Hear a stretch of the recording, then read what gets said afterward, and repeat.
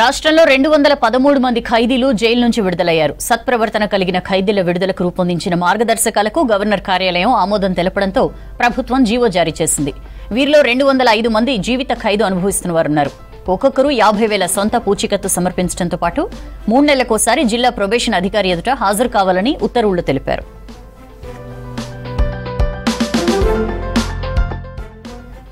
దీర్ఘకాలంగా జైల్లో ఉంటున్న తమ కుటుంబ సభ్యుల్ని రిలీజ్ చేయాలని ప్రజాపాలనలో అప్లికేషన్లు అందజేశారు. దీనిపై స్పందించిన సీఎం రేవంత్ రెడ్డి కేంద్ర రాష్ట్ర ప్రభుత్వాల మార్గదర్శకాల ఆధారంగా ఖైదీల ముందస్తు విడుదలకున్న అవకాశాలను పరిశీలించాలని ఆదేశించారు.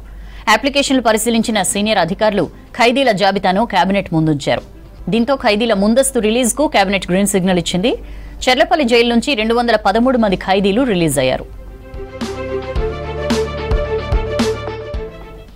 జైలు నుంచి విడుదలైన ఖైదీలు సమాజంలో బాధ్యతగా ఉండాలన్నారు జైళ్ల శాఖ డీజీ సౌమ్య మిశ్రా. ఇంకోసారి తప్పు చేస్తే క్షమాపణ ఉండదని హెచ్చరించారు. విడుదలైన ఖైదీల్లో 70 మందికి ఉపాధి కల్పిస్తున్నామన్నారు సౌమ్య మిశ్రా. ఈరోజు నిజంగా తెలంగాణ ప్రిజన్స్ డిపార్ట్మెంట్కు ఒక వెరీ ఇంపార్టెంట్ డే. చాలా సిగ్నిఫికెంట్ మైల్ స్టోన్ ఈరోజు క్రాస్ చేశాము. 213 కన్విక్టెడ్ ప్రిజనర్స్కి ఈరోజు రిలీజ్ అవుతున్నారు. కొత్త ప్రభుత్వం వచ్చిన తర్వాత ఆనరబుల్ సీఎం గారు ఒక కొత్త ప్రోగ్రామ్ స్టార్ట్ చేశారు, ప్రజావాణి అని.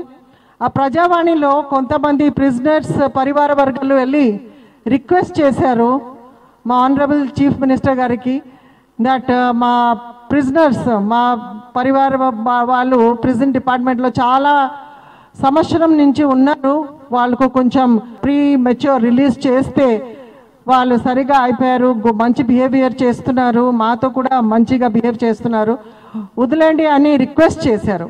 ఆ రిక్వెస్ట్ సీఎం గారు ఆనర్ చేసి ఒక హై లెవెల్ కమిటీ ఫామ్ చేశారు ఇమీడియట్లీ.